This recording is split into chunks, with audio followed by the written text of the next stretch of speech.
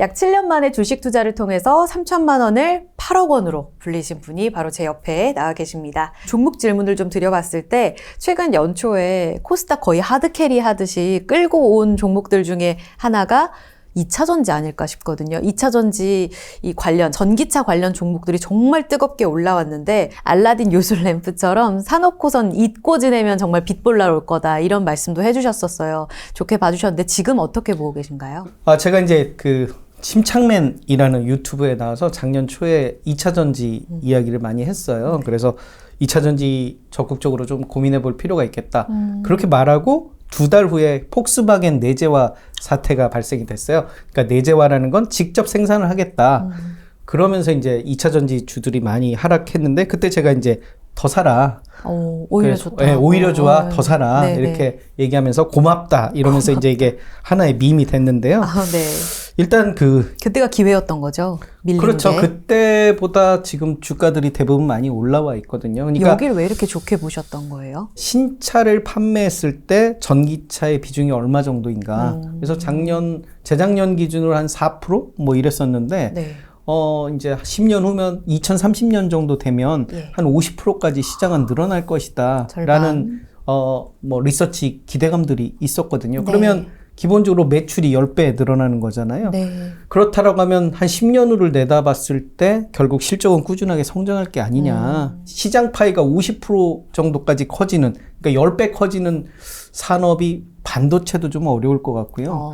뭐 메타버스도 있다고 하지만 아직 시장 초기고, 네. AI도 아직 갈 길이 좀 멀고. 하지만 이 전기차, 특히 2차 전지는 유럽 같은 경우 최근에 2035년 이후에는 가솔린이나 디젤차를 판매하지 마라 라고 결의를 했거든요. 예. 그렇다라고 하면 2035년 이후에는 시장성이 더 커질 거고 그런 측면에서 저는 어떤 향후의 실적 개선 측면에서 2차 전지를 말씀을 드렸고요. 네. 2차 전지 중에서는 대부분의 비용이 양극재에 많이 들어가요. 이제 2차 전지가 양극재가 있고 음극재에서 그러니까 양극에서 음극으로 가면서 에너지를 발산을 하고요.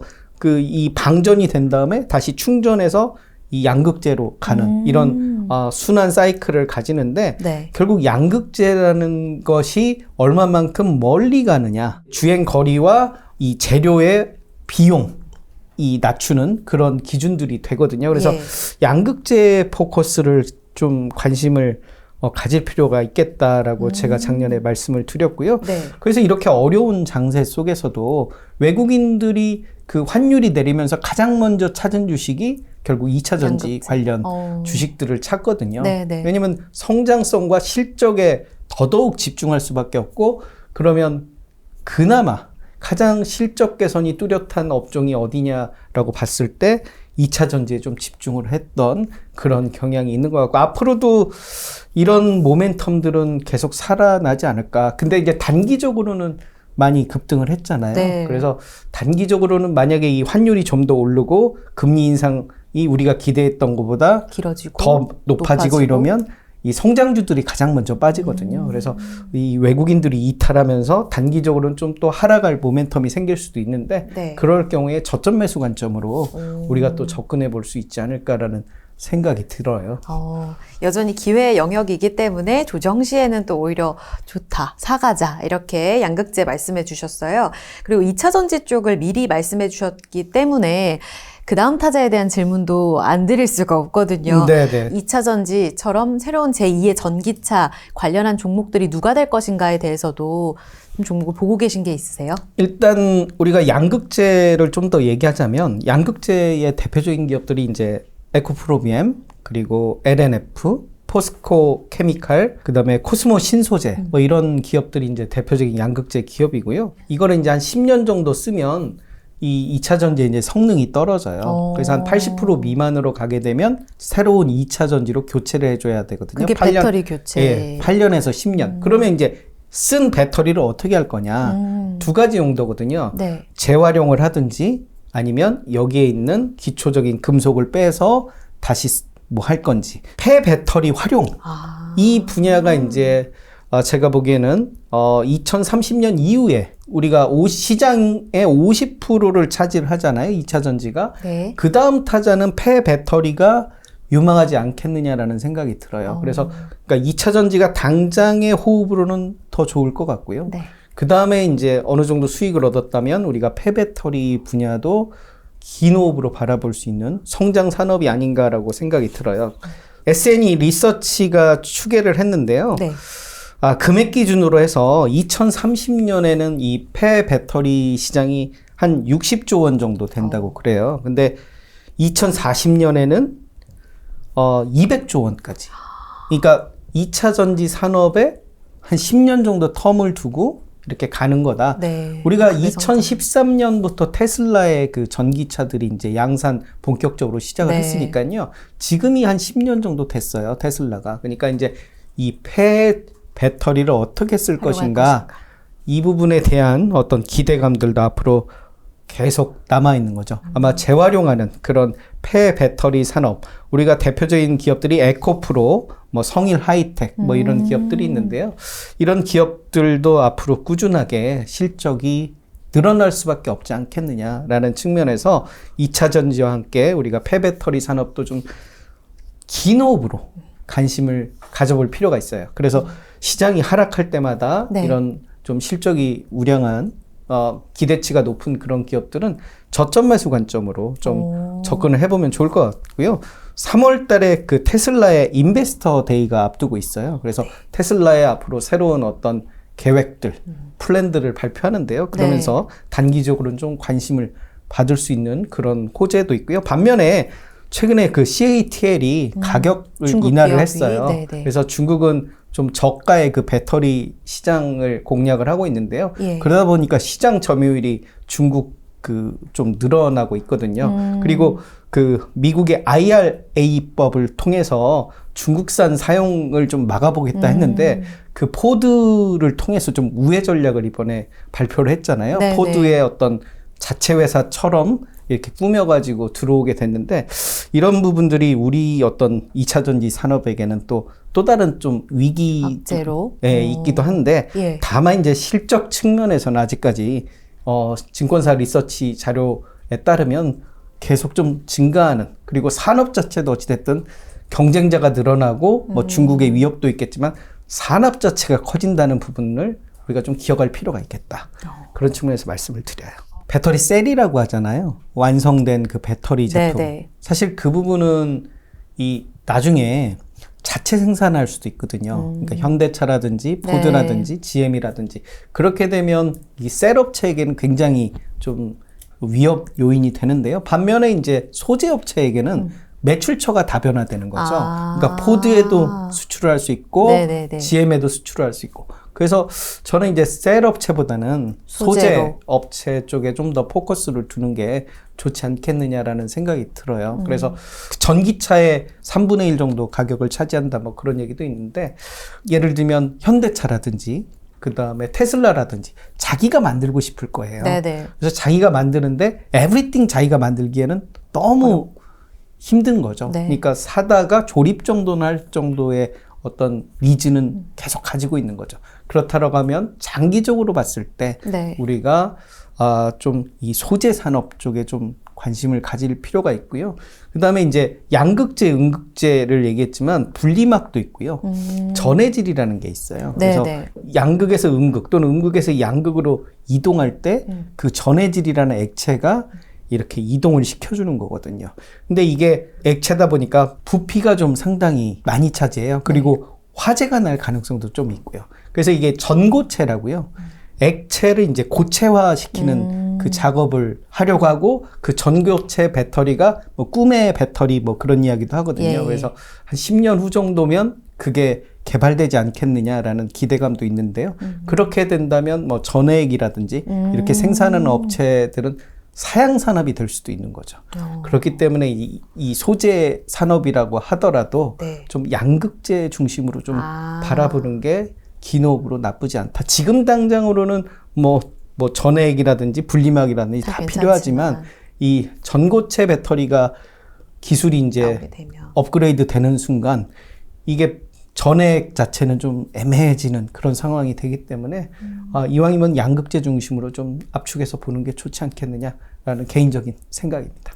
전기차에 딸려가는 배터리라든지 그리고 그 안에서 가장 중요한 게 이제 양극재, 음극재 이 움직임을 말씀해 주셨는데 이거를 10년 전에 다시 우리가 투자를 한다면 가장 성장할 종목으로 봤고 지금 현재 이렇게 퍼포먼스가 나고 있는 거잖아요.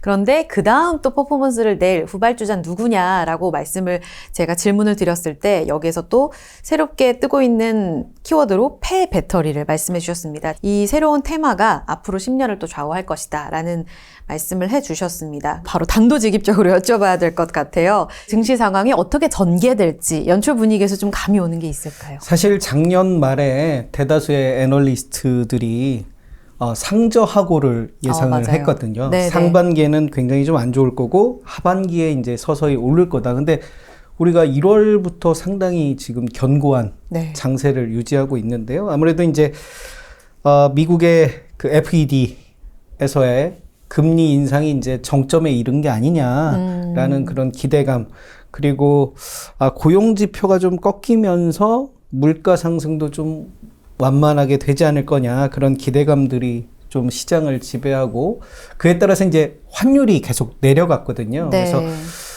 우리가 환율이 좀 내리면서 외국인들이 들어오게 돼 있어요. 이 환차익 부분도 좀 있고요. 그 다음에 주식 시장이 좀 상승할 거다라는 기대감들이 있으면서 외국인들이 장을 좀 밀어 올렸는데, 네.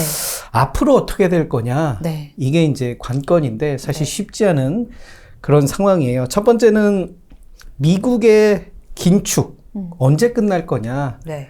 그게 결국은 이제 고용이 좀 꺾이고 그 다음에 인플레이션 수치들이 좀 꺾여야 되는데, 아마 뭐 전문가들 예상으로는 연준이 한 5.5%, 5.25에서 5.5%까지 그 금리를 올리지 않겠느냐. 그러면 지금 한 3-4번 많아야 이 정도 0.25씩 그렇게 올리지 않겠느냐라는 그런 기대감들이 있는 반면에, 한편에서는 6% 이상 올라갈 것이다 라고 또 생각하시는.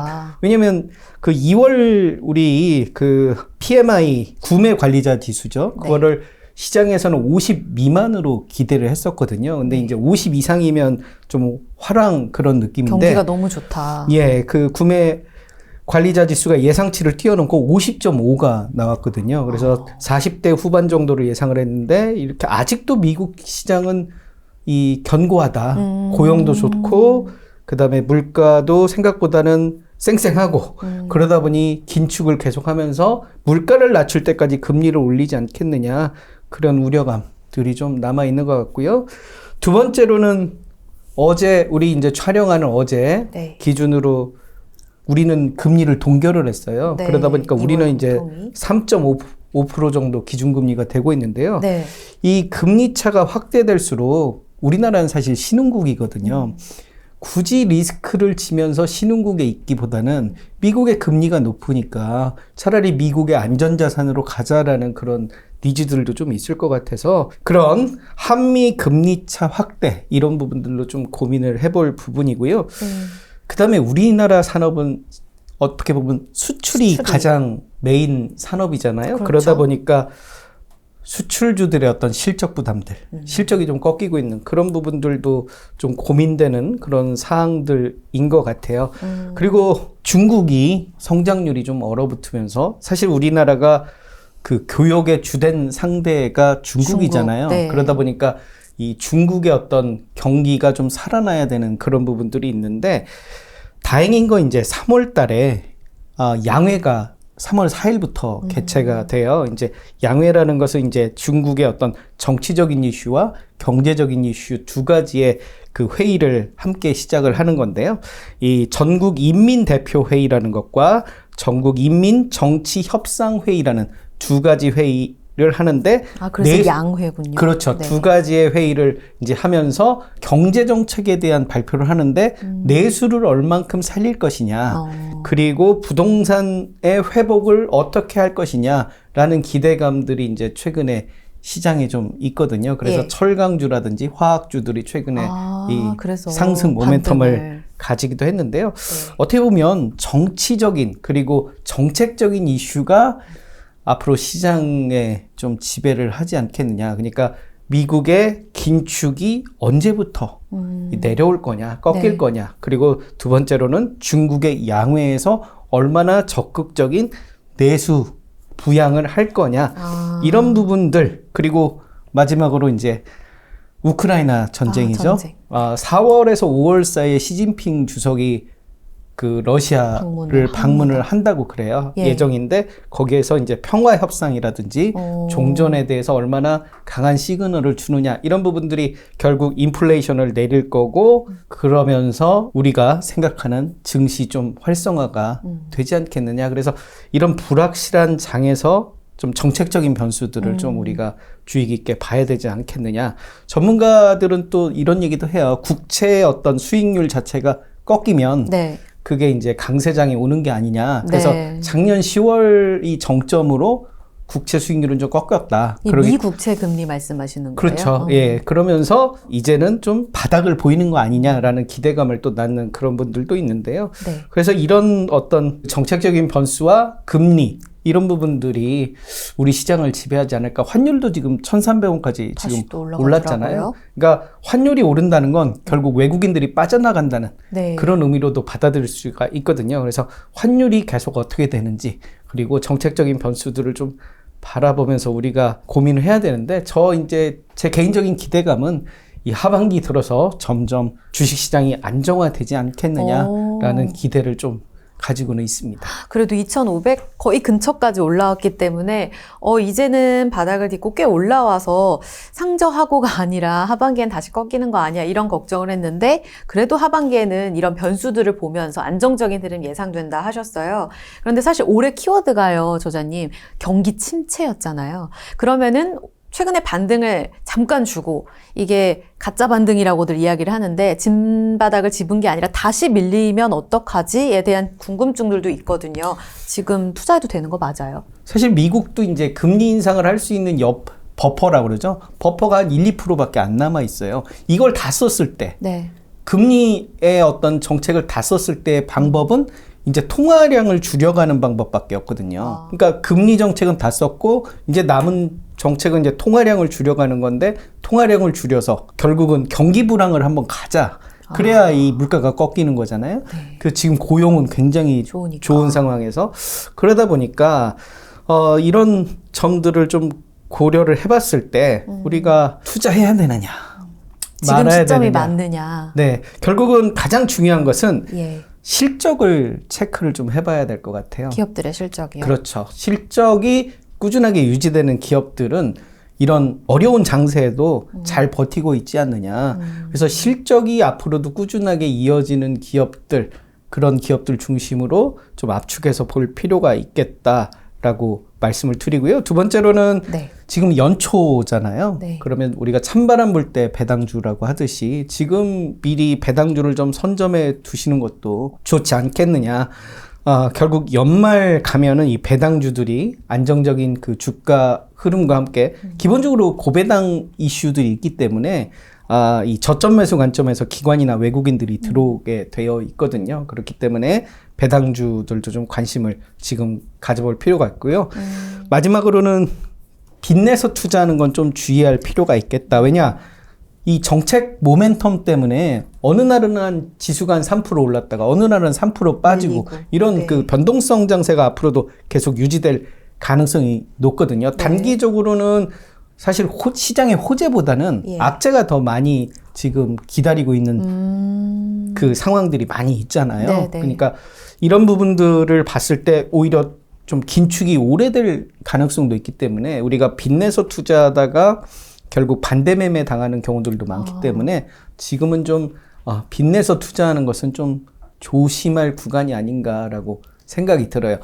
왜냐하면 작년에 전문가들이 상저하고를 예상을 했잖아요. 그런 전문가들도 지금 맞추지 못하는 시장인데 단원적으로 하반기에 물론 기대감은 있지만 또 다른 변수들이 생길 수도 있잖아요. 네. 가령 예를 들면 뭐 푸틴이 그럴 일은 적겠지만 뭐 핵무기를 사용한다든지 뭐 이런 경우들이 생긴다면 또 다른 변수들이 생길 수 있고요. 뭐 자연재해가 발생할 수도 있는 거고. 그래서 조금은 지금 빚내서 투자하는 건 좀 주의하자 이렇게 말씀을 드리고 싶어요. 진짜 예견된 위기는 위기가 아니라는 말처럼 변수에 있어서 늘 조심한 이런 신중한 투자가 필요하다라고 말씀해 주셨는데 비투 안 되고 정책 변수 확인해야 하고 다만 배당주는 또 보면서 좋은 종목들은 사모으긴 괜찮다라고 말씀해 주셨어요. 말씀해 주신 이런 양극재 좀 유망한 종목들을 갖고 계신 분들이라면 아마 올해 정말 기분 좋게 수익을 내셨겠지만 저를 포함해서 동학개미 운동에 뛰어든 많은 분들은 마이너스 70에서 90%까지 보셨다가 지금 이제 조금 선방해서 마이너스 50, 70 손실이 좀 줄어든 그 정도거든요. 그렇다면 이것들을 그냥 정리하고 2차 전지를 사야 되나? 이런 고민을 할 때인 것 같거든요. 손실난 분들 어떻게 해야 될까요? 제가 역으로 질문 하나 드려도 될까요? 네. 마이너스 50% 난 종목을 손절매를 하고 네. 다음 종목에서 2배 날 자신이 있나요? 그게 없어서 지금 못 잘라내요. 그렇죠. 제가. 네. 이 대부분의 그 분들이 네. 손절매 한 다음에 공격적으로 투자해요. 왜냐면 그걸 다 커버하고 싶거든요. 네, 영화 요즘 드라마 카지노 보면 그렇잖아요. 손실 난 다음에 더 세게 베팅하고 네. 그 다음에 절제가 안 되죠. 그렇죠. 그 다음에 원칙이 무너져요. 그리고 이제 계속하고 밤낮인지 구별이 안 되고 그렇잖아요. 비슷한 현상이 주식시장에도 발생이 되거든요. 왜 50%를 손해봤는지를 좀 생각을 해봐야 돼요.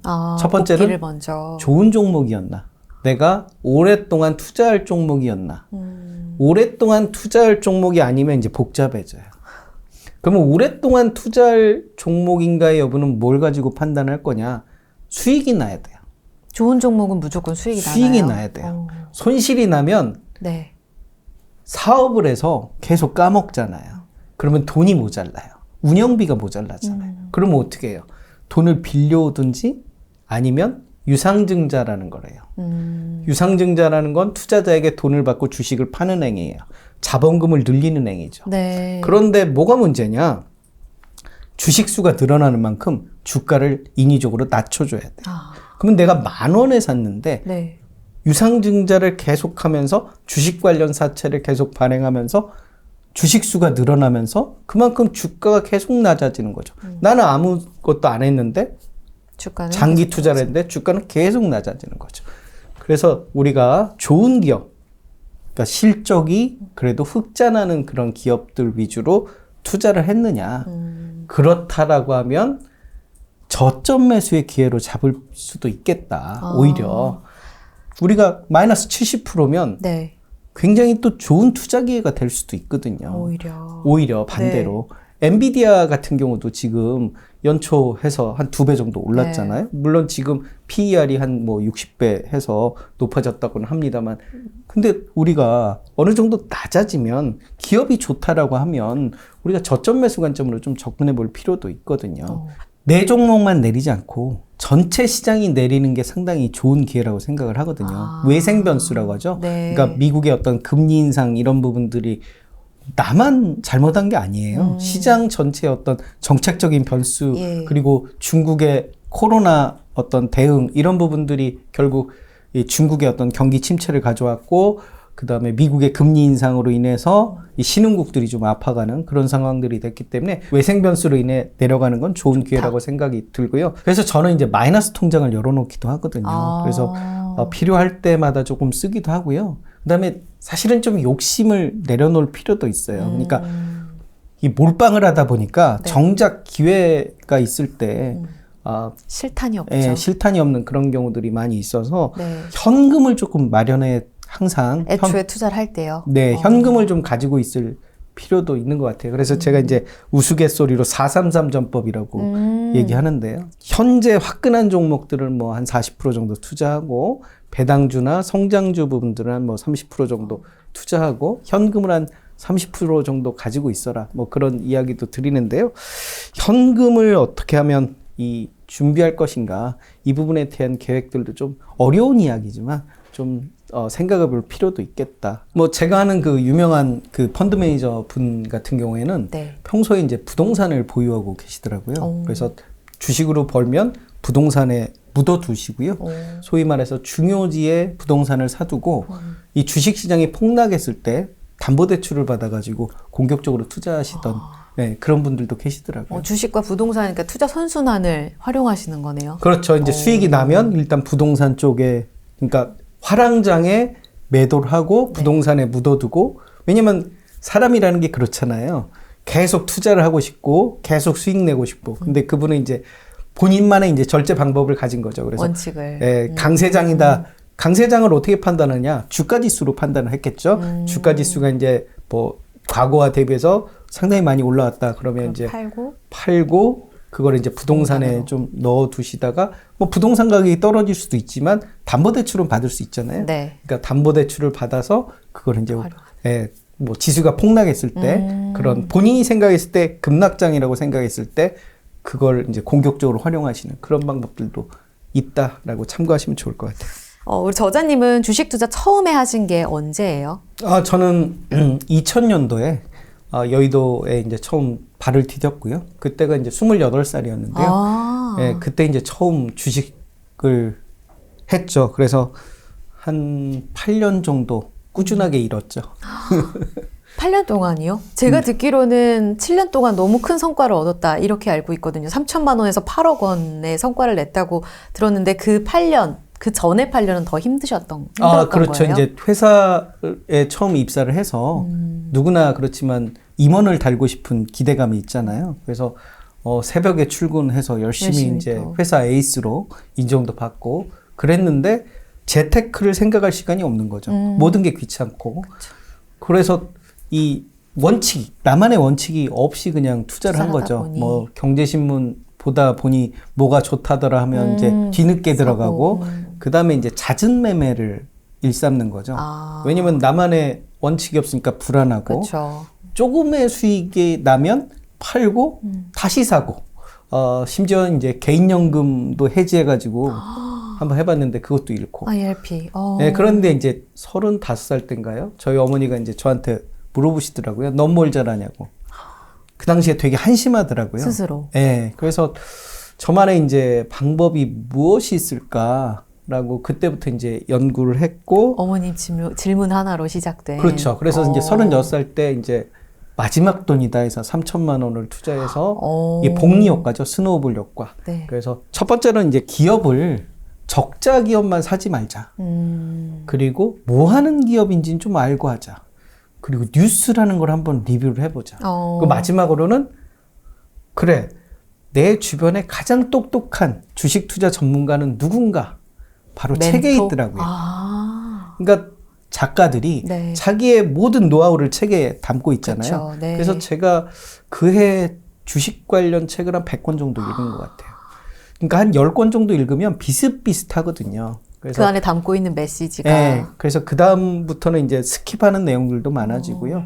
그다음에 뉴스를 처음에는 뉴스가 안 와닿더라고요. 네. 근데 한 1년 정도 지나니까 네. 루틴해요, 뉴스들이 상당히. 그렇게 한 뭐 몇 년 하다 보니까 내 생각을 가지게 되고 그다음에 단기 투자보다는 좀 중장기. 안목. 네, 그래서 한 뭐 적어도 3개월은 들고 있어 보자. 이렇게 투자를 하다 보니까 마음도 좀 편해지고요. 결국 그렇게 성공을. 계속 따박따박 이제 올라가게 된 거죠. 그리고 책도 쓰게 된 거고. 멋집니다. 100권을 읽으셨다는. 기업 보는 그 안목에 대한 자신감 하나로 이제 나아가게 된 그런 말씀을 해주셨는데 사실 처음부터 진짜 잘하신 건 아닐까라고 생각을 했었거든요. 아까 말씀하실 때 심리 다 무너지고 매일매일 단타했다라는 말씀 들으니까 진짜 공감이 많이 되는 것 같거든요. 개인 투자자분들도 당장 지금 힘들어하는 많은 분들께는 긴 안목을 위해서 이렇게 책 읽고 오늘 강의 듣고 이렇게 다가가면 되겠죠? 예. 그 힘들어하는 투자자들에게 조언을 한마디 하자면 첫 번째도 두 번째도 세 번째도 좋은 기업을 사라. 첫 단추, 우리가 단추를 끼울 때 와이셔츠 단추를 끼울 때 첫 단추를 잘못 끼우면 마지막에 다 풀러야 돼요. 그렇죠. 이걸 어떻게 메꿀 수가 없어요. 네. 근데 이제 우리가 가장 큰 실수가 첫 단추를 잘못 껴놓고 이걸 이제 억지로 맞추려고 하거든요. 그러니까 나쁜 기업을 샀는데 시장이 안 좋아서 마이너스 50%가 왔는데 이 마이너스 50%에 더 들어갈 거냐 말 거냐인데 이 기업이 한 3, 4년 후에 어떻게 될지 몰라. 근데 이 마이너스 50%야. 이걸 어떻게 해야 돼? 답이 사실 없어요. 제가 가끔 강의를 하는데 강의를 하다가 이제 하시는 말씀들이 어떠한 특정 종목을 말해주고 어떻게 해야 되냐고 하시는데 재무제표를 보면 적자가 눈덩이에요. 이런 기업들을 제가 더 사십시오. 아니면 뭐 파십시오. 하기가 애매한 상황이거든요. 근데 실적이 좀 개선되는. 네. 그러니까 100억을 버는데 200억을 버는 기업들, 300억을 벌 기업들. 이렇게 좀 진일보하는 그런 기업에 좀 집중할 필요가 있겠다. 이렇게 말씀을 드려요. 작년 한 해 동안은 정말 S&P 500 지수, 그러니까 미국의 3대 지수 중에 가장 대표 지수로 보잖아요. 마이너스 19%더라고요. 거의 한 20% 가까이 금융위기 이후 최악이었다. 이런 이야기를 하는데 수익 본 분들이 아마 안 계실 겁니다. 저자님은 작년 수익률이 어떻게 되세요? 제가 수익률은 계산은 안 해봤어요. 안 팔았으니까. 네, 근데 이제 저는 이제 2차 전지, 멋지네요. 네. 예, 양극재 기업들을 갖고 있었으니까 작년에 생각보다는 좀 선방한 한 해다. 이렇게 생각이 들고요. 제가 이제 50이 넘어가면서 네. 좀 투자 방법을 좀 바꿨어요. 그래서 첫 번째로는 배당주 중심으로 좀 투자를 하고요.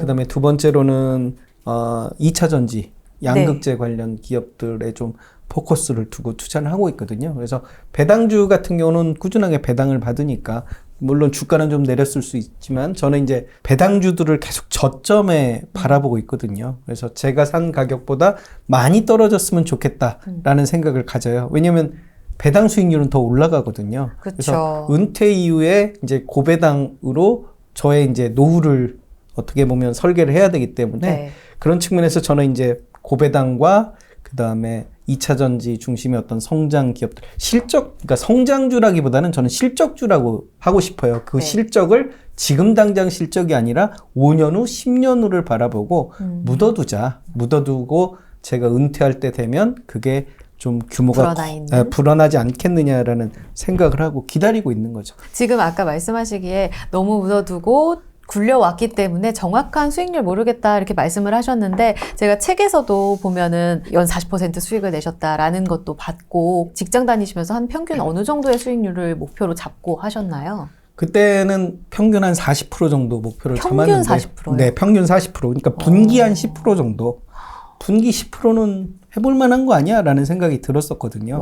근데 실제로는 이제 한 100% 이상 수익이 났으니까 3천만 원에서 8억 원이 되려면 100% 이상 수익이 나야 되잖아요. 그래서 그 당시에는 40%를 목표로 했지만 100% 이상 수익이 났던 것 같고요.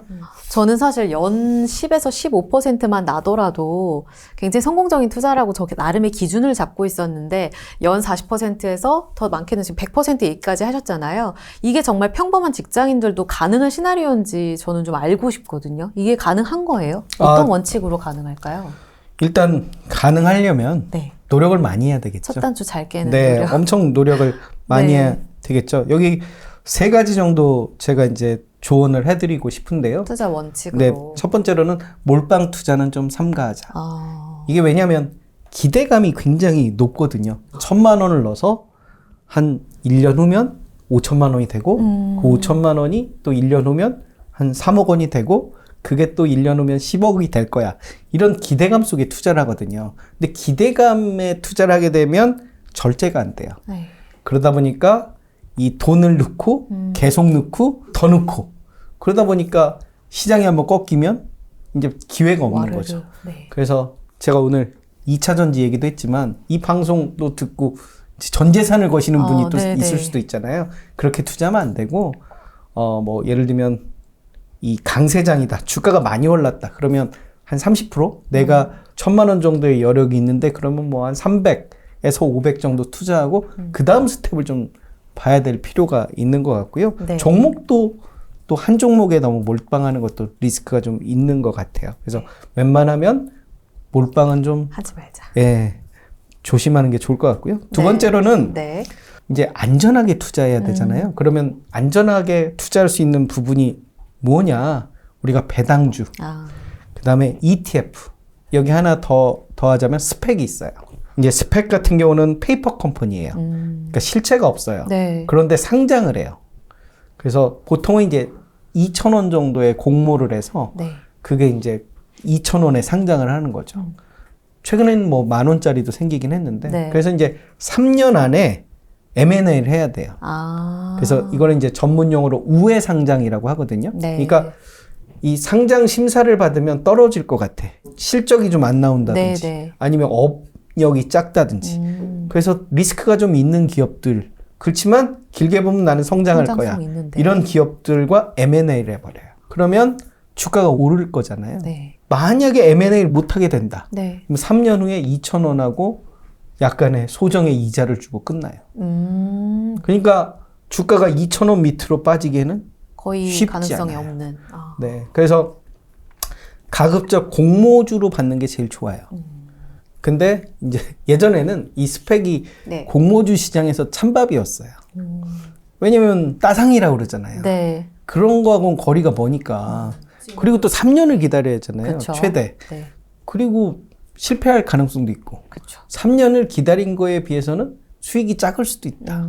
뭐 그런 것 때문에 좀 소외됐는데 네. 최근에는 이 스펙도 이상 그 과열이 좀 상장 초기에 되기도 하고요. 네, 네. 또 이 풍문이라고 그러죠. M&A 될 거다라는 기대감이 하면 주가가 갑자기 튀어오르고. 예, 오르고. 그래서 한 2,000원에 예를 들면 공모주 받아서 한 2,500원 이상이면 뭐 차익 실현하는 방법들도 네. 있을 것 같고요. 근데 스펙을 너무 이제 비싸게 사면 손실을 볼 수도 있죠. 예. 만약에 이제 M&A가 안 되고 상장 폐지가 돼버리면 나 2,000원 언저리에 돈을 받으니까 그렇죠. 내 2,500원에 샀는데 2,000원에 그러니까 기한이 있는 거죠. 예. 그래서 스펙은 좀 그런 리스크가 있다는 것도 좀 알아두시면 좋을 것 같고요. 네. 배당주 같은 경우는 예. 주가가 내리더라도 배당 수익을 얻을 수 있잖아요. 그리고 네. 주가가 빠지면 빠질수록 더 받을 수 있으니까. 그리고 이제 마지막으로 ETF 같은 경우는 평균의 마법이에요. 그러니까 우리가 주식 투자를 특정 종목을 사다 보면 상장 폐지 리스크가 크잖아요. 직접 투자할 때. 네네. 네. 근데 얘는 10종목 이상을 보유를 하거든요. 네. 그리고 정기적으로 종목 교체를 해요. 우량하지 않으면 빼버려요. 그렇기 때문에 거의 상장 폐지와는 좀 거리가 있다. 그러니까 이 ETF가 뭐 시가총액 한 50억 미만이면 상장 폐지될 수 있는데 그렇게 작은 그 ETF만 아니면 상장 폐지하고는 거리가 멀거든요. 그래서 네. 초보 투자자라면 우리가 스펙 그다음에 배당주 ETF에 좀 먼저 관심을 우리가 운전면허 따면 맨 먼저 중고차 좀 몰다가 새 차 사잖아요. 네. 그런 것처럼 실력이 안전지대. 좀 약간 부족하다 싶으면 배당주 ETF 스펙에 좀 먼저 포커스를 두는 게 좋지 않겠느냐라는 말씀을 드리고요. 이게 두 번째 원칙이었습니다. 네.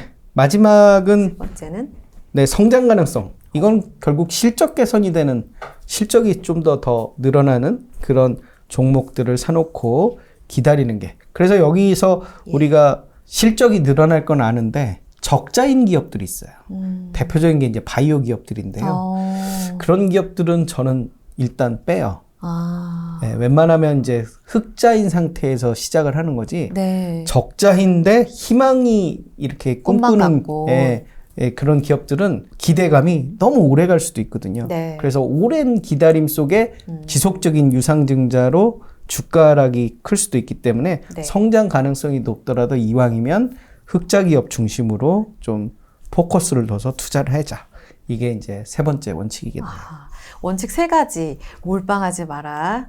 배당주, ETF, 스펙 같은 안정적인 쪽에 일부 투자를 하자. 그리고 마지막 일부는 미래 성장 가능성이 높은 실적 성장주를 사 모아가자. 이렇게 말씀해 주셨는데 기준점에 대해서도 좀 여쭤보고 싶은 게 뭐 배당주도 또 ETF도 스펙도 한 종목씩일 수도 있겠지만 또 실적 성장주도 마찬가지겠죠. 단 한 종목으로 투자를 하시는 건지 아니면 종목의 어떤 기준을 갖고 개수를 정해놓고 들어가시는지 전 궁금하거든요. 사실 제 계좌가 좀 작은 종목은 아니에요. 작은 종목 많이 사두신 분들 막 다이소라고도 표현하잖아요. 근데 저는 그 정도는 아니고 나름 섹터의 대형주를 사서 이렇게 백화점이라고 표현 많이 하는데 저는 좀 그런 쪽에 속합니다. 사고 나니까 이렇게 많아졌어요. 이거 종목 기준을 어떻게 세워야 될까요?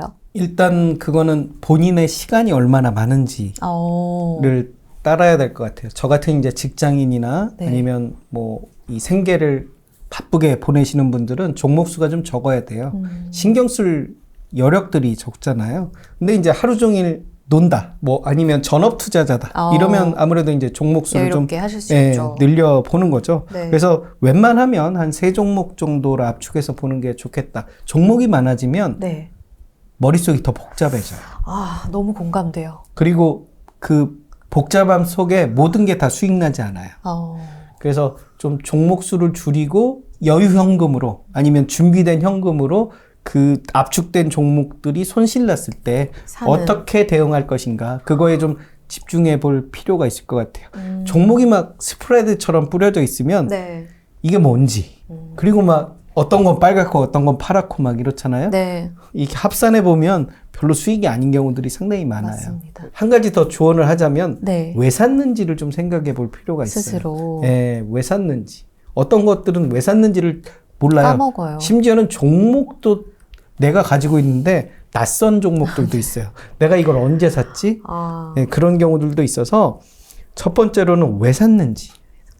근데 그 왜 샀는지가 저는 이제 실적에 좀 포커스를 뒀으면 두고. 좋겠다. 그러니까 지금도 잘 벌지만 지금도 흑자지만 앞으로 흑자가 많이 커질 기업들을 중심으로 압축해서 소수정예로 좀 사보는 게 어떻겠냐 이런 말씀을 드리고 싶어요. 책에서 보면 현금 40% 그리고 나머지 30%는 안정적으로 배당 그리고 나머지 30%는 실적 성장주로 조금 공격적으로 축구 감독처럼 이렇게 굴릴 필요가 있다 이렇게 말씀을 하셨잖아요. 네네. 그러면 배당주 안에서도 세 종목 그리고 실적 성장주도 세 종목 이렇게 들어가는 거예요?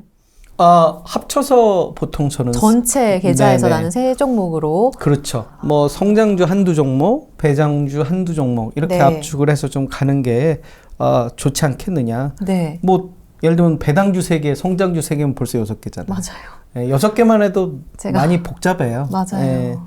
그래서 2-3개 정도 좀 압축해서 가는 게 좀 편리하다. 네. 예. 실적에 포커스를 맞춘다라고 말씀을 하셨는데 실적만 보면 좋은 종목들은 많잖아요. 또 여기 성장이라는 키워드를 넣어야 된다고도 말씀을 하셔서 이런 공격수를 골라내는 작업에 대해서 조금 더 알려주시면 좋을 것 같아요. 실적이 지금 좋은데 네. 지금 피크아웃 아니냐라고 이제 우려들을 많이 하시거든요. 네.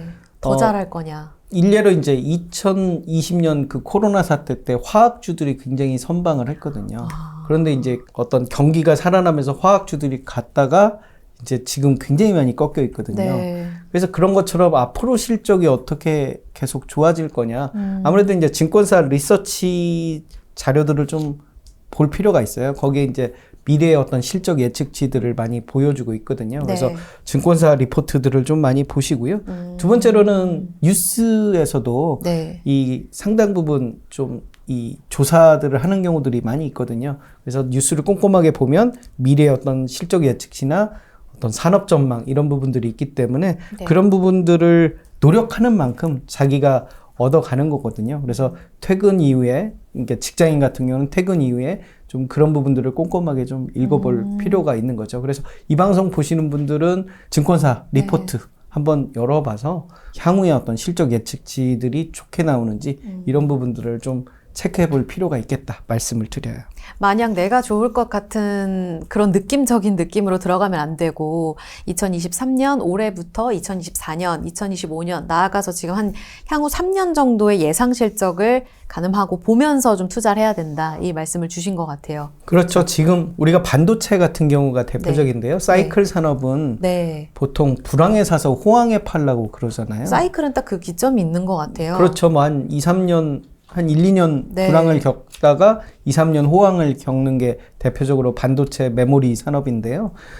우리가 그런 부분들을 좀 계속 체크를 하면서 이 앞으로의 실적, 그러니까 실적이 발표가 됐는데 오히려 삼성전자가 지난 4분기 실적이 되게 안 좋다고 발표를 했는데 주가는 올랐어요. 그날. 맞아요. 네. 예, 왜냐하면 앞으로 이제 이보다 더 나빠질 것 같지는 않으니까. 그래서 우리가 실적이라는 걸 바라볼 때 네. 현재만 놓고 바라봐서는 안 된다. 우리 남편감을 고를 때도 그렇잖아요. 지금 당장 돈을 잘 버는 것보다 앞으로 이 사람이 얼만큼 성공할 것이냐, 성장할 것이냐 이런 부분들이 중요한 어떤 남편감의 기준이 되잖아요. 기업들도 마찬가지로 지금 당장 돈을 잘 버는 건 알겠는데 네. 그만큼 이미 주가는 올라와 있는 거고 앞으로 더 벌어야 이 주가가 한 단계 더 더 오르거든요. 나아가니까요. 근데 이미 실적은 꼭지에 와 있는데 네. 대표적인 예가 안타깝지만 시젠 같은 경우가 대표적이잖아요. 바이오 종목. 우리가 그 코로나19로 인해서 굉장히 대표 2020년 수혜주였던. 예, 네. 핫한 종목이잖아요. 예. 근데 코로나 이제 19가 어느 정도 진정이 되고 그 다음에 우리가 예방 접종도 많이 줄어들면서 실적이 많이 이제 꺾여 버렸거든요. 그런데 이제 2020년 되돌아보면 굉장한 실적 개선이다. 이러면서 뜨거웠어요, 주가가. 맞아요. 그래서 우리가 그렇게 단기적인 실적, 지금의 스팟의 실적만을 바라보다 보면 네네. 고점에 물리는 경우가 있기 때문에 우리가 지금 실적보다 네. 2년, 3년 후를 바라보면서 미래의 실적이 더 좋은 기업들 중심으로 체크를 해봐야 된다라고 네. 강조를 드리고 싶어요. 이 실적은 배반하지 않거든요. 그래서 시장이 이렇게 안 좋을수록 네. 가장 그 근본에 접근을 해야 되고, 근본은 돈 잘 버는 애들이 배당도 많이 할 것이고 네. 돈 잘 버는 애들이 주가도 많이 왜냐면 기업 가치 대비해서 저평가 상태거든요.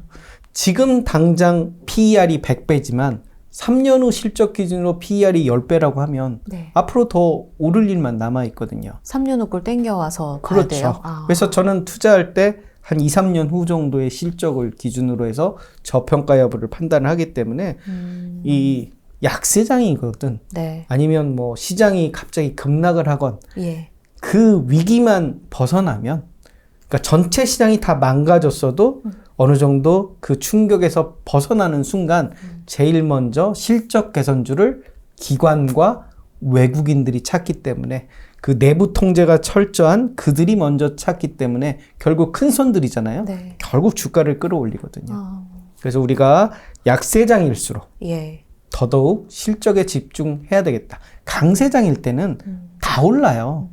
너도 오르고 나도 오르고 그렇죠. 실적이 관심이 없거든요. 그냥 바이오 뭐 이렇게 해서 오르고 또 어떤 이벤트에 오르고. 그렇죠. 그렇기 때문에 강세장에서는 추천하기도 쉬워요. 다 오르기 때문에. 다만 이제 오름폭이 얼마냐 낮냐의 문제지. 근데 약세장에서는 네. 구별이 뚜렷하거든요. 시장이 안 좋지만 오르는 종목들은 정해져 있고, 그게 이제 두 가지겠죠. 어떤 이벤트, 테마에 의해서 오르는 단기 거. 이벤트 뭐 상승하는 경우들도 있고요. 네. 호재 공시, 뭐 자사주 매입이라든지 이런 이슈로 실적과 무관한 이슈로 오르기도 하고.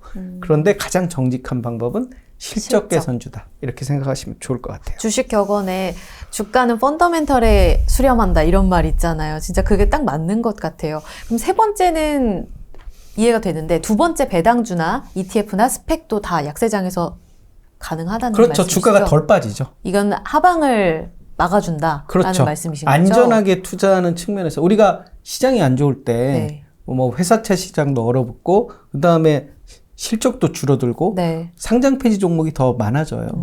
개별 종목을 아무래도. 투자했다가 상장 폐지 종목이 많아지는데, 그리고 실적이 안 좋은 기업들은 더 많이 빠져요. 네.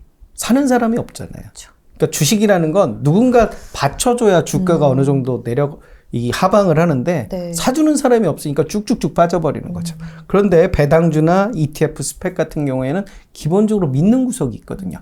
그러니까 배당주 같은 경우는 배당이라는, 스펙이라는 것은 2,000원이라는 어떤 제한 가격이 있잖아요. 그리고 ETF 같은 경우는 상장 폐지되지 않기 그 때문에 리스크가 웬만하면 적고. 네. 네, 그렇기 때문에 어느 정도 이 받쳐주는 그런 네. 수요들이 또 있어서 약세장에서 안정적인 주가 흐름, 그리고 빠지면 더 사면 되거든요. 그때는 네, 더 그래서 살 수 있는 종목. 예, 더 살 수 있는 그런 요인들이 있기 때문에 우리가 약세장에서 사실 꼭 약세장이라고만 한정할 필요는 없어요. 네. 강세장에서도 배당주들이 강세장에서는 좀 소외될 수도 있죠. 하지만 우리가 소외되면 그때가 배당 기회고. 수익률이라는 또 매력적인 그런 포인트가 있기 때문에 네. 우리가 이 배당주라든지 ETF라든지 스펙, 그리고 실적 개선주는 꾸준하게 관심 가져야 될 요인이 아닌가, 이렇게 강조를 드리고 싶어요. 예전에 3천만 원을 8억 원으로 키울 때 좀 그때는 시장이 편했어요 라고 저자님께서 좀 겸손하게 말씀을 하셨잖아요. 정말 많은 사람들이 이야기하는 것처럼 어쩌면 주식은 운칠기삼으로 운이 70%나 차지하는 건 아닐까? 실력이 통하나? 라는 생각이 들 때가 있어요. 같은 생각으로 보시나요? 일단 강세장에서는 운칠기삼일 수도 있죠. 뭘 찍어도 오르니까. 그렇죠. 그리고 그때 이제 착각에 빠지죠. 난 너무 잘해. 그래서 이제 투자 금액을 늘리죠. 역시 네. 초심자의 행운으로 뭐든지 오르니까. 갑자기, 예. 네. 근데 이제 약세장에서는 실력이 드러나는 거죠. 그렇죠. 10개를 샀는데 9개가 내리는 시장이 예. 약세장이잖아요. 그 이제 뜨거운 한 종목을 찾는 건데, 그 뜨거운 한 종목이 네. 결국 운이라고 보기는 어렵거든요. 그래서 꾸준한 노력이 필요한 거고 네. 그 노력한 만큼 이제 결과를 얻는 거니까. 네. 그래서 저는 예전에 일주일을 고민한 거죠. 네. 한 종목을 사기 위해서. 그래서 예를 들면 삼성전자를 사기 위해서 네. 일주일 동안 고민을 했어요. 뉴스도 보고 네. 종목 분석도 해보고 네. 네.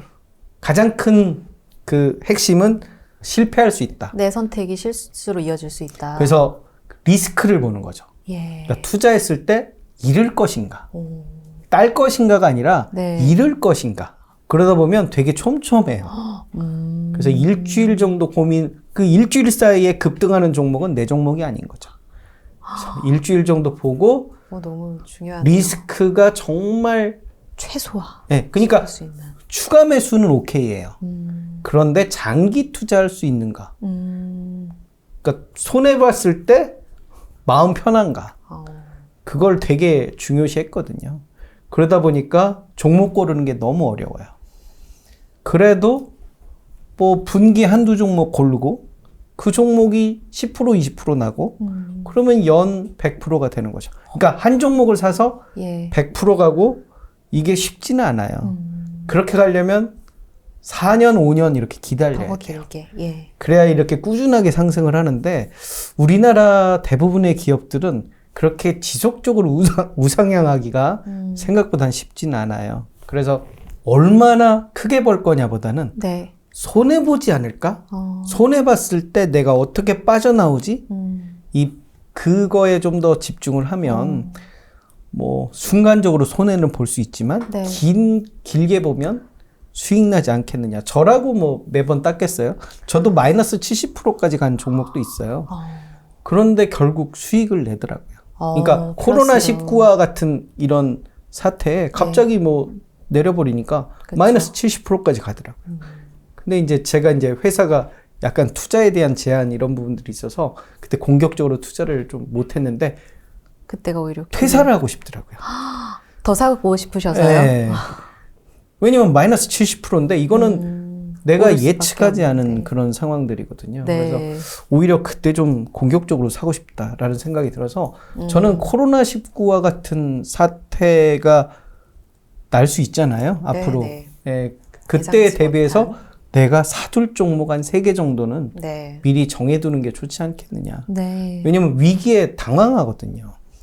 플랜을 안 세워나니까. 그래서 저는 그런 위기에 배당주를 사야 되겠다. 고배당주를 사야 되겠다. 예. 이렇게 마음 먹고 있죠. 예를 들면 저의 이제 은퇴 플랜인데요. 네. 한 5억 원 정도를 한 15% 정도 고배당주를 사놓으면 1년에 6,500만 원씩 배당 수익으로 들어오잖아요. 네. 그러면 이제 이자처럼. 나머지 이제 아르바이트 하면서 네. 이렇게 살면 어떨까? 강의도 하시고. 네. 그러니까 어떻게 보면 한 달에 한 500만 원씩 차곡차곡 들어오는 거잖아요. 그러면 이제 저는 15%의 수익을 얻을 종목들을 시장이 한번 충격받길 기다리고 있는 거죠. 5억 원을 투자해서 네. 쌀국수집을 차렸는데 네. 6,500만 원씩 매년 줄수 순이익으로 있을까? 가져가기가 만만치 않을 거예요. 맞아요. 여러 프로세스들을 하면서 6,500만 원을 얻는 것과 네. 그냥 5억 원을 일단 15%짜리 고배당주를 투자해 놓고 매일 넷플릭스 보면서 놀거나. 물론 땀의 의미도 중요하죠. 근데 땀의 의미는 젊어서 흘리는 거예요. 그러니까 젊어서 열심히 일하고 열심히 노동의 의미를 하는데 우리가 생산의 3요소가 있거든요. 네. 그 생산의 3요소 노동, 자본, 토지. 근데 우리는 노동만 한 80세까지 열심히 하거든요. 그래서 70세 넘어서도 택시 운전을 해야 되고 은퇴하면 뭐 하지 하면 치킨집을 차려야 되고 사업해야 될 거. 아니면 편의점을 해야 되고 이게 어떤 루틴이 됐거든요. 네. 근데 사실 나이가 들면 들수록 네. 노동력은 낮아져요. 그리고 한 60세까지 일했으면 나머지 한 20년은 노동보다는 좀 여유롭게 이제 인생을 되돌아봐야 되는데 그렇죠. 네. 우리는 이제 은퇴하는 순간부터 더 하드한 일을 하거든요. 이건 뭔가 잘못되지 않았느냐. 그러니까 40 이후부터는 우리가 고배당주 좀 포커스를 둬서 은퇴를 준비해야 된다. 근데 가장 마음 편하고 네. 안전한 그런 투자 수단이 뭐냐? 저는 고배당주라고 생각을 하는 거죠. 15%짜리 배당 수익을 가지면 뭐하러 팔아요? 그냥 15%짜리 매년 갖고 있으면 되지. 그 주식이 더 빠지면 20%짜리 고배당 이유를 가지는 그런 투자 수단을 갖고 있기 때문에 네. 저는 뭐 가능하면 한 이 40이 넘어가면 그렇게 한 10% 이상의 평생 친구할 그런 고배당주를 가지고 계시는 게 어떤가라고 추천을 드리고 싶어요. 직장인으로서 오랫동안 우리와 동일한 생활을 하시면서 3천만 원을 8억 원으로 진짜 이게 가능한 일인가? 전 처음에 좀 믿기 어려웠었습니다. 어떻게 이렇게 눈덩이처럼 8억 원으로 불어날 수가 있는 거예요? 첫 번째는 눈을 감으세요. 눈을 네, 그 다음에 보지 말까요? 내가 낭떠러지에 있다고 생각을 해보세요. 그러니까 더 좋은 방법은 네. 아파트 베란다에서 이렇게 밑을 바라보세요. 네. 내가 아찔하잖아요. 돈을 까먹으면 떨어진다. 그리고 종목을 한번 바라보세요. 이걸 사야 되느냐. 그러면 소위 말해서 확 깨요. 함부로 내가 사면 안 되겠구나. 그런 생각이 많이 들면서 첫 번째도 두 번째도 안전하게 투자해야 되겠다. 이런 생각도 많이 들고요. 네. 함부로 대충 투자하면 안 되겠다. 그러니까 한 일주일씩 고민을 하게 되는 네, 거죠. 네. 어떤 건 한 2주 고민해 본 적도 있는 것 같아요.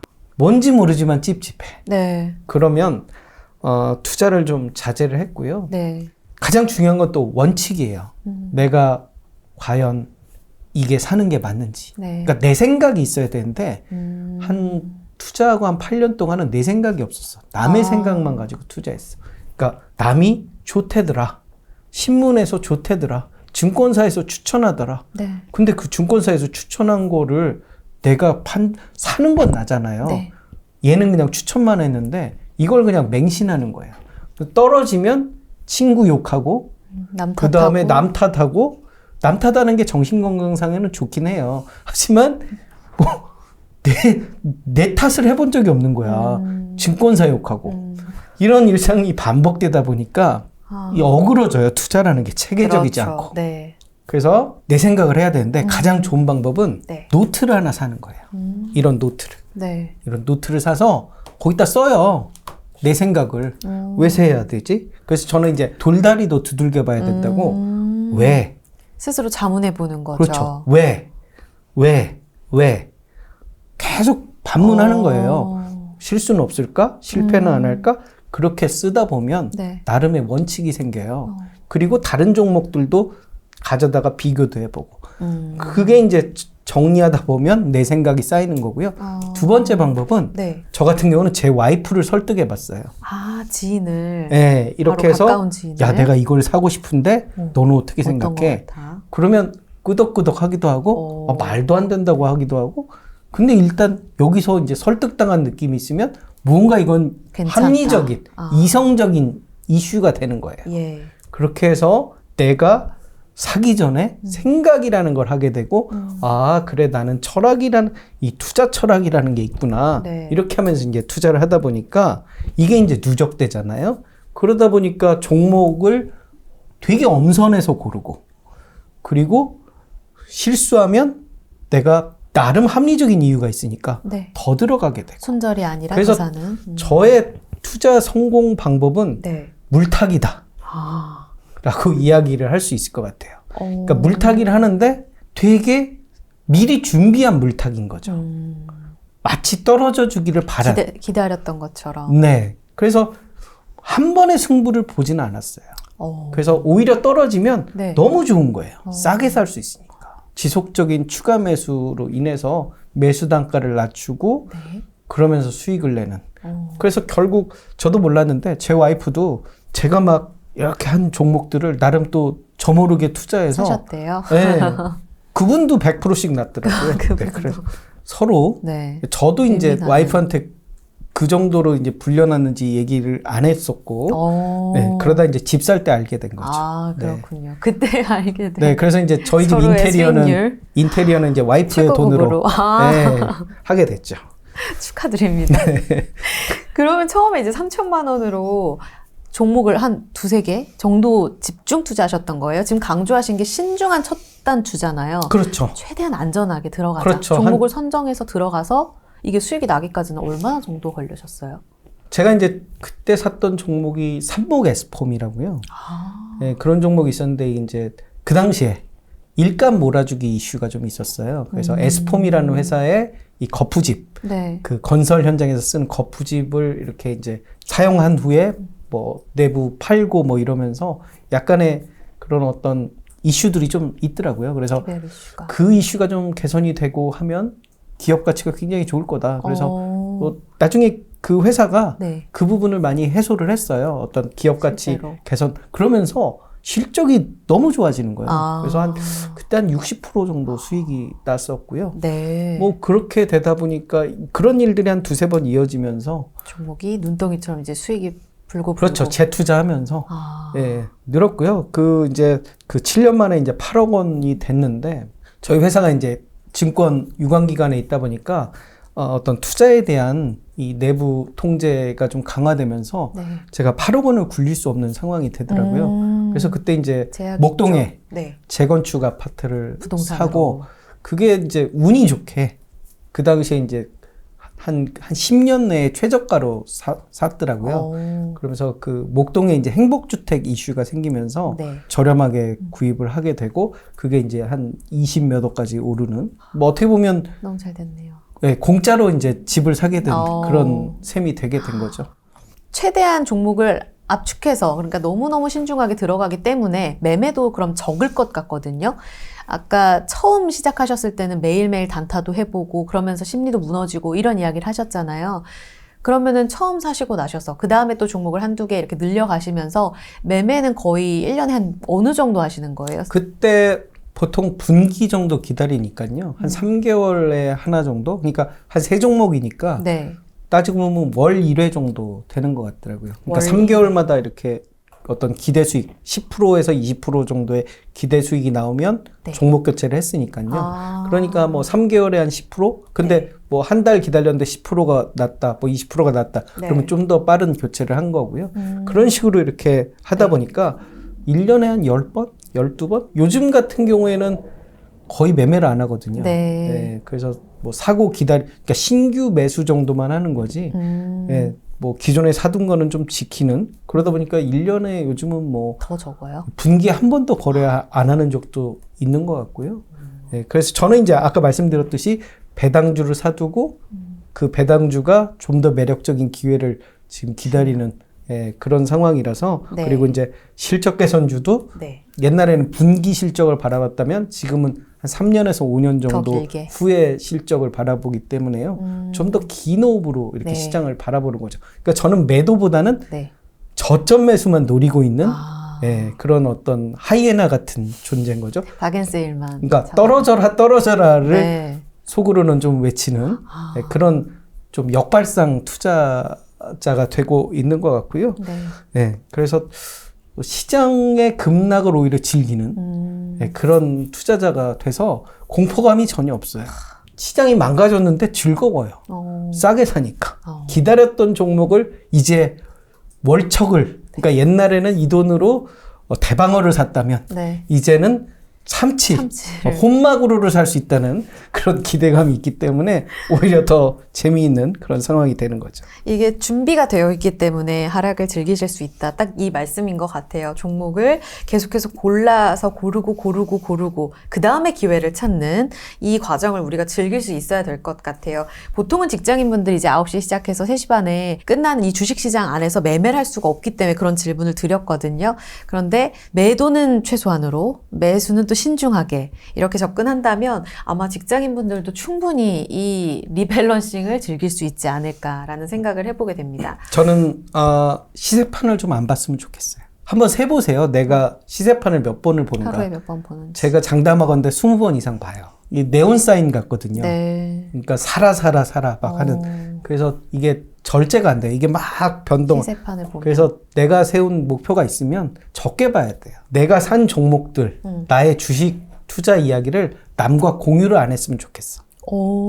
이 공유를 하잖아요. 네. 오르면 옆에서 막 속삭여줘요. 또 많이 올랐다더라. 근데 그 말이 뭐냐면 이제 팔아라. 그런 불안감을 이야기해줘요. 네. 그리고 떨어지잖아요.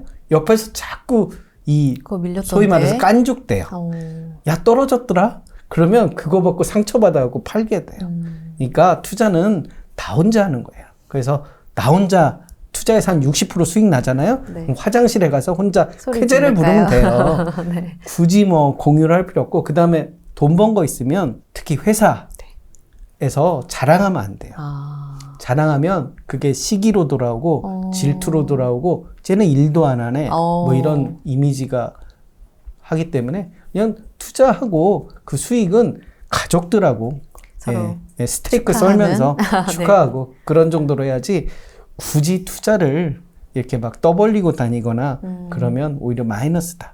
제가 이런 질문을 드려볼게요. 사실 제 마음인 것 같은데, 작년 한 해 동안에 이제 주식 너무 안 좋았기 때문에 적금 드신 분들도 많거든요. 특히 하반기부터는 금리가 꽤 올라가서 예금 적금 하시면서 돈은 모아두신 분들이 있어요. 근데 이제 주식 투자를 아직 하시기 전이겠죠. 이렇게 만기가 다가오면서 어느 정도의 목돈이 생겼어요. 1,000만 원, 2,000만 원. 우리 저자님께서 내가 다시 초년생으로 돌아가서 2,000만 원 정도의 현금을 갖고 있는 직장인 투자자라면 나는 연 몇 %를 수익을 목표로 하고 지금 주식 투자를 시작하겠다. 저는 연 목표보다는 네. 배당을 얼마 받을 건가 라는 포커스로 투자를 했으면 좋겠어요. 아. 왜냐? 적금을 하신 분들이잖아요. 적금하신 분들의 특징이 원금은 지켜야 돼. 두 번째로 꾸준하게 이자는 받아야 돼. 그거에 가장 부합하는 상품이 저는 배당주라고 생각을 해요. 수익도 내고 싶어도요? 그러니까 수익도 내고 싶은데 수익도 날 수 있죠. 배당주라는 것은 시기를 언제 잡느냐에 따라서 네. 그래서 저는 이제 배당주를 1월에 주로 사라고 하거든요. 아까도 얘기하셨죠. 네, 연초가 가장 많이 떨어지기 때문에. 네. 그래서 배당주에게 수익은 옵션이고요. 은행에서 지금 금리가 5%인데 네. 배당으로 5% 갖고는 안 되겠죠. 만 7%, 8% 그 나면서 이상은 돼야 되잖아요. 그렇죠. 그 이상을 받으면서 이 추가 수익까지 노릴 수 있는 게 저는 배당주 같고요. 배당으로도 ETF도 있고요, 물론. 네. 초보자라면, 네. 초심자라면 굳이 무리를 할 필요가 없겠다라는 생각이 들어요. 시장도 지금 변동성이 되게 크잖아요. 아껴서 절약해서 모은 그 적금을 이 선뜻 공격적으로 투자했다가 까먹으면 그 다음에는 이제 안 하느니만 못 하잖아요. 그래서 지금 주식을 처음 접근한다 그러면 네. 스텝 바이 스텝이에요. 고배당주. 그러니까 아까 말씀하셨지만 몇 프로를 벌 건가는 네. 그 출발점이 틀린 거예요. 잘못됐어요? 그렇죠. 몇 프로를 벌 건가가 아니라 예. 까먹을 건가, 아. 잃을 건가, 이게 가장 큰 포커스고요. 두 번째로는 배당을 얼마를 받을 건가. 그리고 이제 실력이 늘면 네. 수익을 얼만큼 낼 것인가인데 아. 처음부터 얼마를 벌 건가는 되게 공격적으로 들어가게 돼 있어요. 그쵸. 공격적으로 한다는 건 실패할 가능성도 높고, 그리고 나는 준비가 돼 있느냐, 준비가 안 돼 있을 가능성이 많거든요. 높죠. 왜냐, 적금에 포커스를 둔다면 어떤 주식에 대한 이론이 정립이 안 된 상황이니까 항상 강조드리지만 얼마를 딸 거냐보다는 잃을 거냐. 그러면 내가 얼마를 잃어도 네. 괜찮을지. 그 와이셔츠 첫 단추를 잘 끼게 된다. 신중하게. 예, 말씀을 드려요. 그러면 얼마를 배당을 줄 것인가? 앞서서도 그 시가 배당률 15% 이상의 매력적인 쪽을 보자 이렇게 말씀을 하셨잖아요. 지금 1월에서 2월 지금 촬영 일자 기준으로는 2월 말까지 왔기 때문에 혹시 배당주를 너무 높게 사진 않을까 이런 걱정도 들거든요. 좋은 배당주를 찾으려면 우리가 어디서부터 어떻게 좀 접근을 하는 게 맞을까요? 일단 그 시가 배당률을 봐야 되겠죠. 종목 현재 하나하나. 주가와 네. 그 배당금을 비교를 해서, 그리고 두 번째는 실적이 계속 유지될 거냐. 우리가 실적이 유지되지 않으면 배당 안 주는 배당을 거죠. 줄이거나 배당금이 없어지거나. 대표적인 예가 S-오일이에요. 아, 요즘 화끈하지만 네. 2020년으로 거슬러 가면 가장 안타까운 종목이 S-오일이에요. S-오일은 이제 최대 주주가 중동 쪽이잖아요. 네. 그래서 고배당주로 되게 유명했어요. 뭐 국부 유출 논란이 있을 정도로 연 8% 이상 고배당을 유지를 했었는데 예. 2020년 유가가 많이 폭락했잖아요. 그러면서 적자가 나요. 그러면서 배당을 한 푼도 못하는 그런 초유의 사태가 발생이 된 거잖아요. 예. 그래서 이 실적이 안 되면 배당이 급격하게 주는 그런 현상이 있기 때문에 실적이 꾸준하게 유지가 되느냐. 그리고 이제 배당 성향이라는 게 있어요. 단기 순이익 중에 배당을 얼마나 하느냐. 그래서 100억을 벌었는데 예를 들면 50억을 배당을 하면 배당 성향은 50%인 거죠. 그래서 꾸준하게 안정적인 배당 성향을 유지하느냐, 실적이 늘면 그 배당 성향을 유지한다면 배당금이 늘어날 수가 그렇죠. 있잖아요. 네. 그래서 이런 부분들을 좀 포커스를 두고 투자를 할 필요가 있겠다.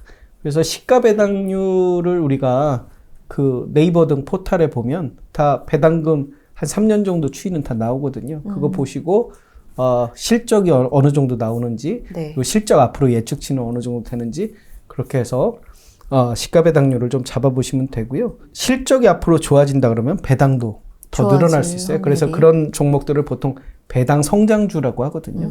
그래서 그런 부분들도 좀 체크를 해보시면 좋겠다. 요즘 같은 장세에서는 사실 고배당주들이 좀 매력적인 그런 시장이죠.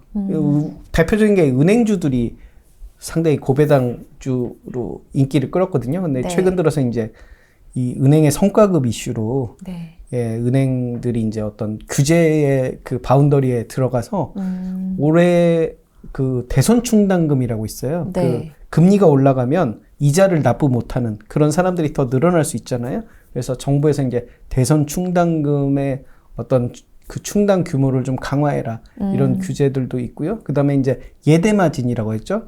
예금과 예금, 대출 사이의 그런 예대 마진 차이도 좀 줄이라고 이런 부분들이 있어서 배당 금액이 좀 연말 기준으로 좀 줄어들 수도 있다라는 좀 우려감이 있어요. 그래서 은행주들은 이제 그런 측면에서 이 배당이 좀 약화될 수 있다 그런 리스크가 조금 남아 있긴 하고요. 전통적으로 이제 금융주들, 그러니까 은행, 보험, 증권, 그리고 통신, 그리고 KTNG 이런 네. 종목들이 기본적으로 고배당주. 고배당주로 많이 알려진 종목들이죠. 그럼 앞서서 그 2천만 원으로 배당주를 샀어요. 그러면 15% 정말 최대죠. 그 정도는. 그 정도의 이자를 정기적으로 만약에 받는다고 생각해 봤을 때 사실 배당주 투자는 그러니까 자본 차익이라고 해야 될까요? 주가가 올라서 갖는 수익보다는 이 이자, 배당금 이자를 더 기대하고 사시는 분들이 많잖아요. 여기에 더해서 연 수익은 어느 정도를 좀 기대할 수 있는 건가요? 투자 수익은 이제 언제 들어가느냐가 중요하겠죠. 타이밍이. 그러니까 결국 시가 배당률이 높은 순간이 주가도 낮을 거거든요. 네. 그래서 배당금을 현재 주가로 나누니까. 그렇기 때문에 그 시가 배당률이 15%라고 하면 사실 100% 정도의 투자 수익도 거둘 수도 있어요. 그러니까 연 7.5% 정도의 배당도 사실 고배당이에요.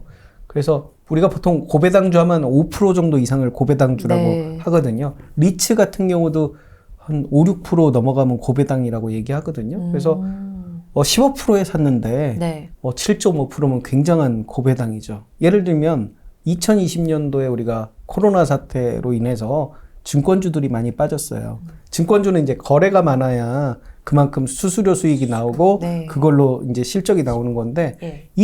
우리가 20년 하반기부터 동학개미 이슈가 예. 발생이 됐잖아요. 그러면서 실적이 눈덩이처럼 불어났어요. 그래서 우리가 대신증권 그러니까 우선주 같은 경우도 2021년 초 대비해서 연중 주가를 비교하면 2배 정도 올랐어요. 그래서 우리가 고배당주도 사실 15%가 되게 중요한 게 투자 측면에서도 나쁘지 않은 성과를 거둘 수 있다는 거죠. 그러니까 단기적으로 내가 2배의 차익을 거뒀어.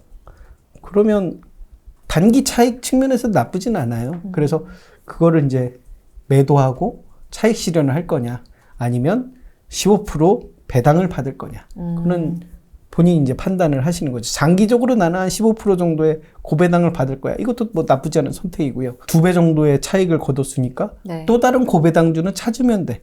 이런 측면에서 접근하는. 그러니까 한 손에 두 가지의 매력을 다 줄 수 있는. 그러니까 일거양득인 거죠. 굉장히 그런 측면에서 초보 투자자라면 배당주에 좀 포커스를 두고 투자하면 요즘같이 좀 앞날이 이렇게 불투명할 네, 때. 불투명할 때 좋은 안전한 투자 방법이 되지 않겠느냐.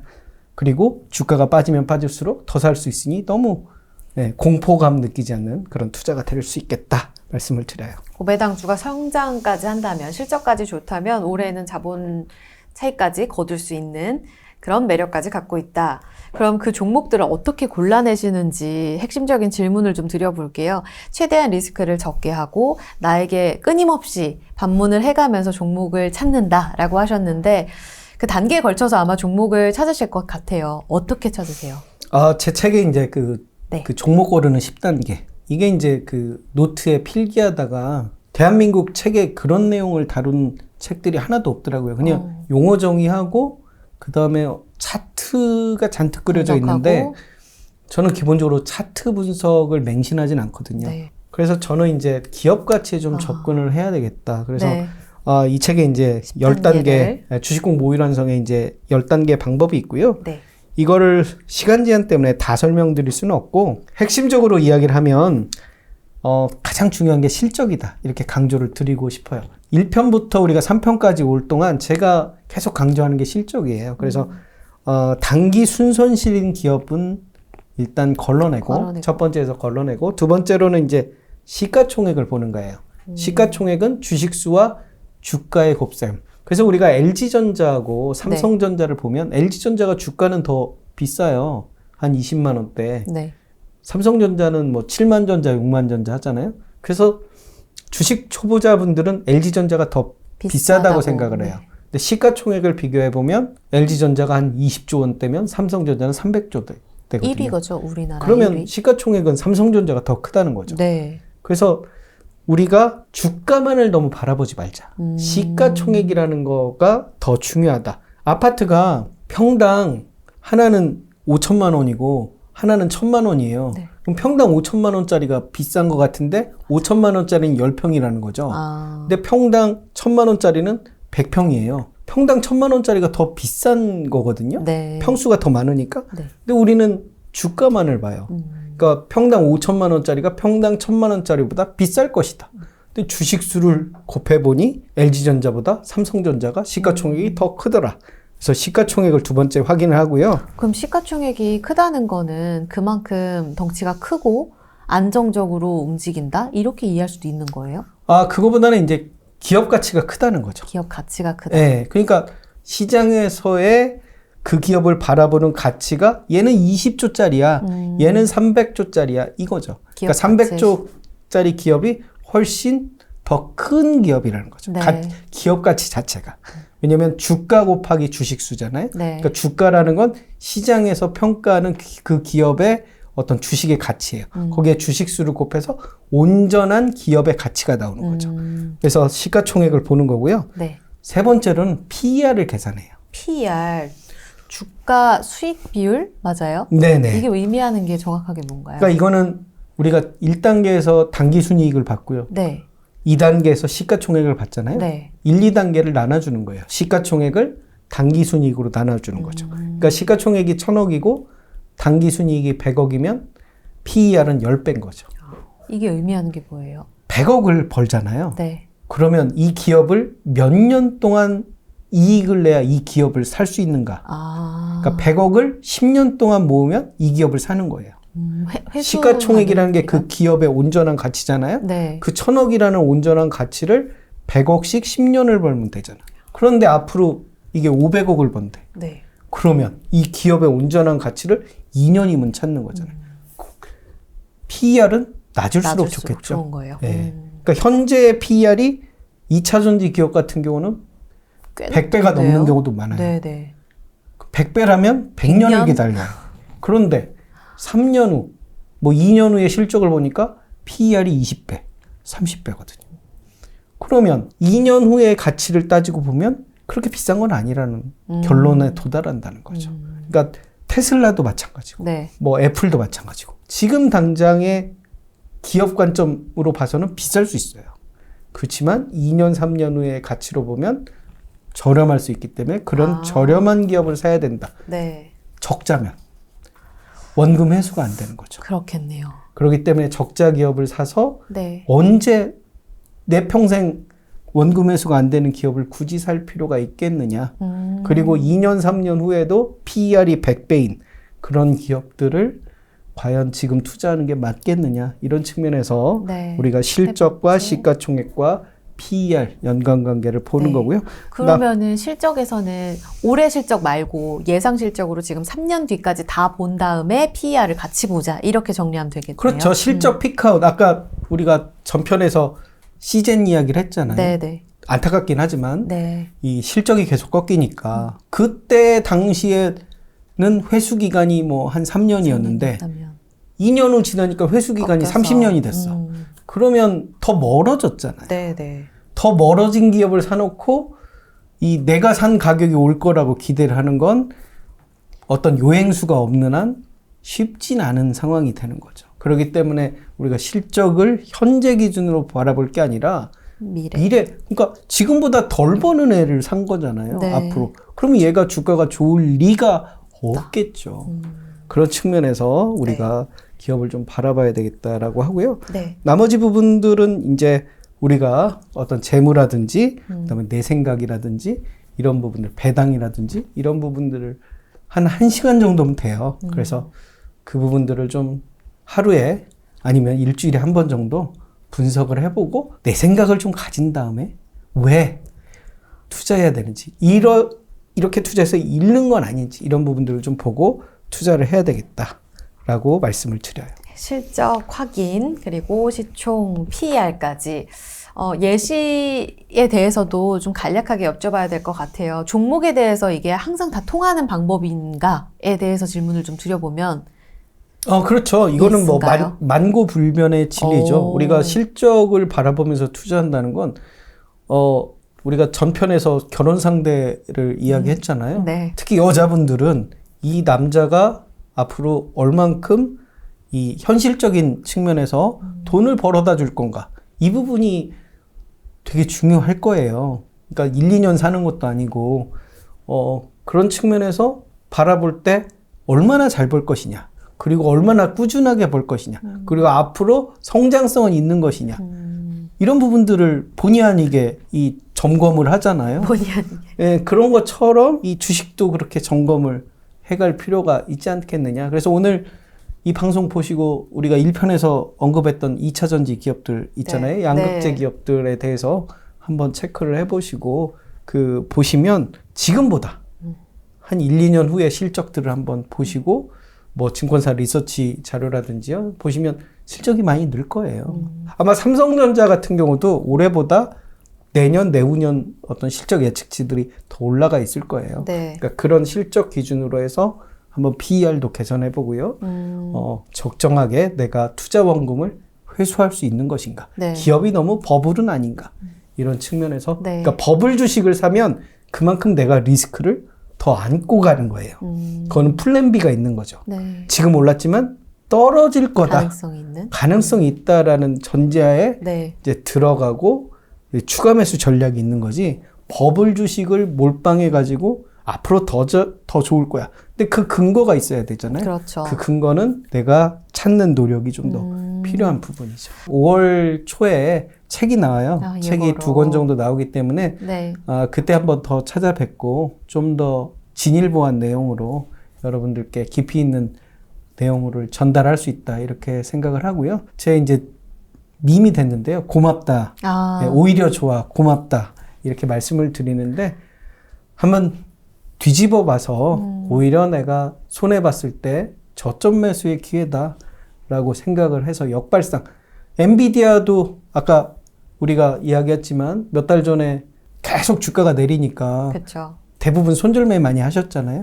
근데 지금 돌이켜보면 오히려 그때가 저점 매수 기회잖아요. 기회였죠. 내가 팔면 그때부터 오른다라는 말이 있잖아요. 맞습니다. 오히려 반대로 저점 매수 관점에서 246전법으로 꾸준하게 좀 노력해 보시면 금세 노후가 안정적으로 되고 직장 생활이라든지 가정 생활 그리고 개인의 어떤 자영업들도 더불어 잘 돌아가지 않을까 싶은 생각이 듭니다. 네. 힘들었던 경험도 있으시죠? 그것을 좀 견딜 수 있는 한마디에 딱 조언을 주시면 어떨까요? 네, 단디 잡아라. 네, 제가 전라도 사람인데. 네. 그래서 멘탈을. 어려울수록 단디 잡고 이 꾸준하게 하루아침에 벼락부자 되는 경우는 없어요. 힘들었던 꾸준하게. 경험 있으신 거죠? 아유, 저자님도. 그렇죠. 저도 뭐 아까 우리가 1편에서 8년간 네. 잃었다고 그랬잖아요. 맞아요. 그러니까 초반에. 잃어본 자만이 내가 어떻게 잃었는지 그리고 뭘 잘못했는지 아니까 이 실패에서 성공을 찾는 것 같아요. 저도 이제 인생을 돌이켜 보면 이 어두운 순간들이 있었거든요. 그럴 때마다 이 오히려 기회를 찾았고요. 그 기회들이 지금 쭉 이어지면서 제가 이렇게 되게 유명한 채널인 네. 이 월부 채널까지 나올 수 아. 있지 않았나 싶습니다. 네. 단디 잡고 네, 꾸준하게 노력하고 아까 말씀드렸듯이 눈 감고 투자하기 전에 눈 감고 낭떠러지에 섰다 생각하면 절박함. 그 절박함이 오늘의 저를 일으킨 것 같거든요. 항상 절박하게 생각하고 간절하게 생각하고 그렇게 하면 내가 돈을 잃으면 내 가족은 굶어 죽는다. 이렇게 생각하면 허투루 투자하지 않겠느냐. 투자를 되게 진중하게 하면서 꾸준하게 스텝 바이 스텝 스노우볼 효과라고 하죠. 네. 눈덩이를 눈덩이를 굴렸는데 밑에 있는 데에서는 커다란 눈덩이가 되는 그런 복리의 40%씩 수익 나면 10년 후에 10배가 돼요. 네. 그러니까 1,000만 원 투자하고 언제 부자 되냐 하지만 그 1,000만 원을 계속 40%씩 굴려가면 10년 후에 1억이 되고 그 1억이 또 10년 후에 10억이 되고 이게 1,000만 원이지만 5천만 원이라고 했을 때는 굉장히 큰 돈이 20년 후에 은퇴자금이 만들어지거든요. 네. 남의 일처럼 생각하지만 내일이 될 수 있다는 거. 그만큼 노력을 하면 그러니까 출퇴근 시간에 뭐 게임을 하고 뭐 이런 것도 유튜브를 보고 이런 것도 좋지만 네. 뉴스 검색을 해서 부자 되는 습관을 들이면 네. 성공하지 않을까 싶습니다. 너무 영광이었습니다. 너무 재밌고 너무 유쾌하잖아요. 우리 최고민수님. 유쾌함 뒤에 어떻게 지금까지 올라왔는지 그 절박함과 신중함이 지금의 성과를 이뤄냈다라는 이야기를 길게 들려주셨습니다. 여러분들도 여러분만의 내 생각을 갖고 투자 원칙을 세워서 또 축구 감독처럼 포트폴리오를 굴릴 수 있는 그 날을 좀 응원해 보도록 하겠습니다.